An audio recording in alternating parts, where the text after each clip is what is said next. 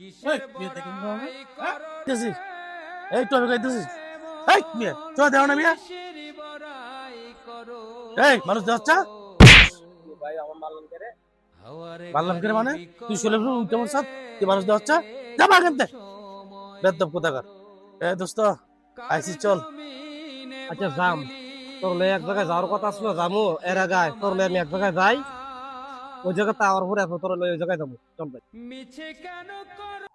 দোস্ত তুই আমার এদিকে আনলি কেন এটা তো কবরস্থান হ্যাঁ, তোর আমি এই কারণে আর আনছি, আমি দেখলাম দাঁড়াইয়া তুই রিক্সার লয় কি ব্যবহারটা করছ, সিএনজির লয় কি ব্যবহারটা করছ, একটা নিরহ প্রতীক বিড়ে আইতে হইতেছে রাস্তা দিয়া, তুই পুনঃ আইতিরের মধ্যে তুই সটকার মারলি। তুই কি জানোস না তোতে অনেক টাকাওয়ালা বেশি, পয়সাওয়ালা বেশি, তত ক্ষমতাবান এবং তত দয়াবানও তত অনেক সম্মান দিয়ে বেশি। এই লোকটা যদি আজকে কবর অন্ধ কবর শুয়ে আছে, তাদের কিন্তু আজকে কেউ নাই আল্লাহ ছাড়া, কথা বুঝতে। এই দুনিয়া এত অহংকারী করিয়া মানুষের লোক এত অত্যাচার করে টর্চার করে কি লাভ? এই যদি তাদের সাথে আজকে অন্যায়টা করছো তো কি হয়েছে, ক্ষণিকের লাগে কিছুক্ষণ সুখ পাইছ, কিন্তু তাদের মনটা যদি তোর একটা কষ্ট দিয়ে থাকে বা আহা দিয়ে থাকে, তোর কি অবস্থা তুই নিজে তুই চিন্তা করছ?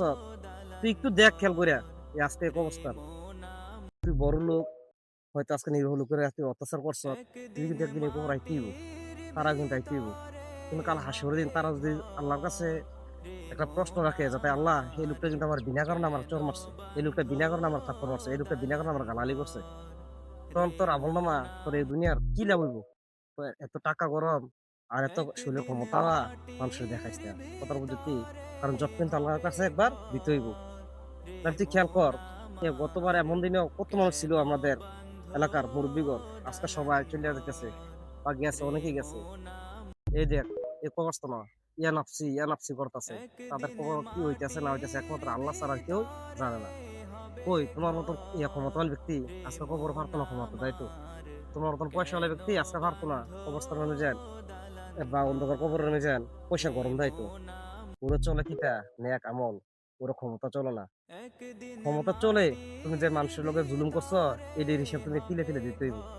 দোস্ত আমি তো খুব একটা অন্যায় করে ফেলেছি আমি যে একটা অন্যায় করছি আমি তাদের কাছে গিয়ে ক্ষমা চাইতে হইব। আমি বুঝতে পারছি আমি বিষয়টা খুব অন্যায় করছি আমি তাদের কাছে গিয়ে ক্ষমা চাইতে হইব। চল দোস্ত তাদের কাছে গিয়ে ক্ষমা চাই। আচ্ছা স্যার, ভুলটা বুঝতে পারছো, তোর ওই জ্ঞান ধর্ম তো আমার কিছু না দোস্ত, চলাফেরা একা না করে তো মানুষের সাথে এইসব জুলুম অত্যাচার না করাটাই ভালো, ঠিক আছে?